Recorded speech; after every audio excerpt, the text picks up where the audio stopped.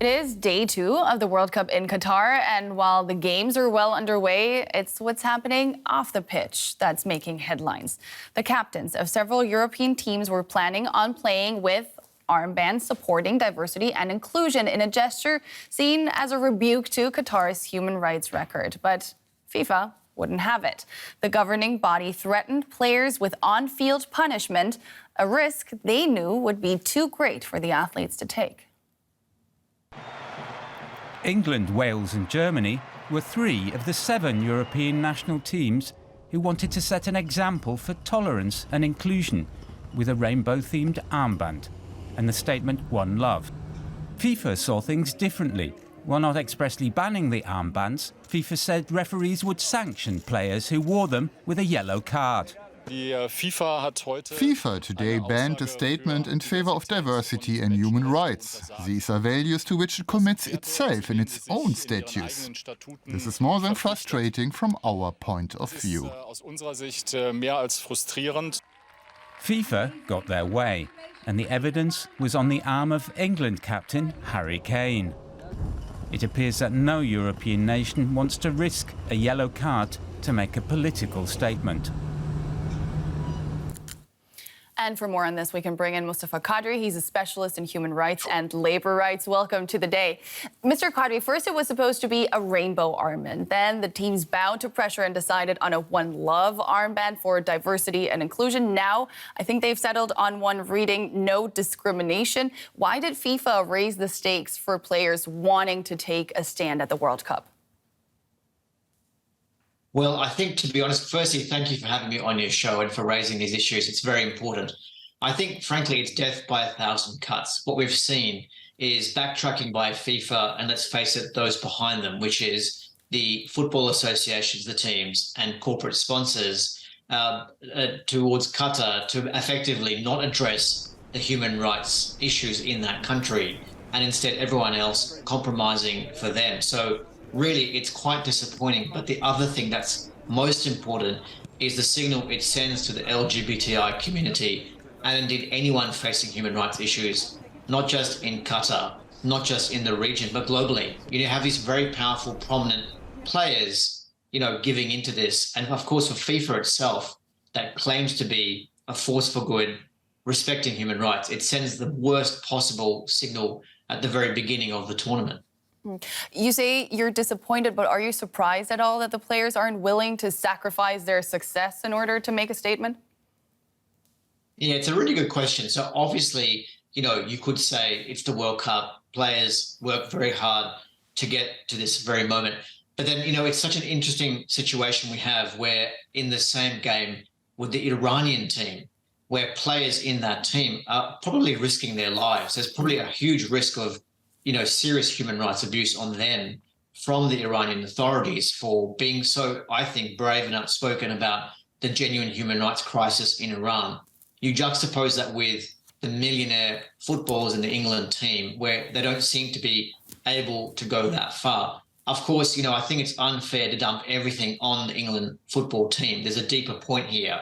How did we get to this point? How did we allow Qatar to be having this World Cup without adequate checks and requirements on it to respect its human rights responsibilities? The thing that viewers really need to understand is that Qatar has ratified, meaning it's basically codified into law, some of the most significant human rights treaties in the world. So the International Covenant on Civil and Political Rights, conventions against discrimination.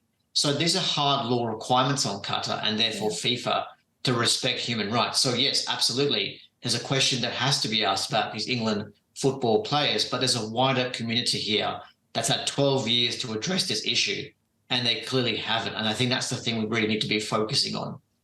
Are we in too deep right now? Is the football community so broken that we can't recover from something like this, or is there a way forward?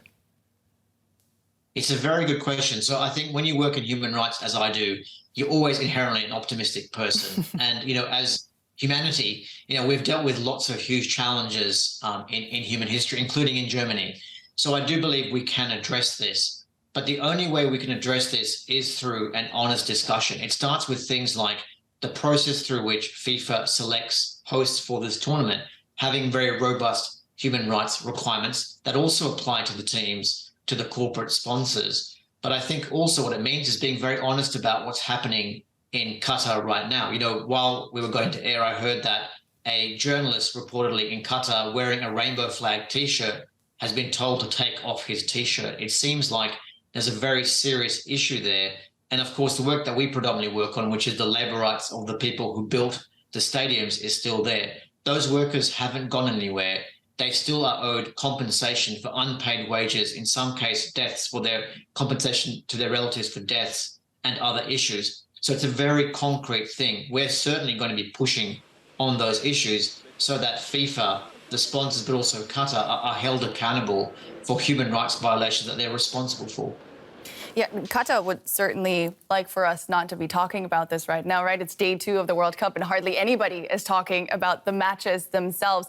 Will the Emirate succeed in pushing the controversies to the background, or is this going to overshadow the entire World Cup?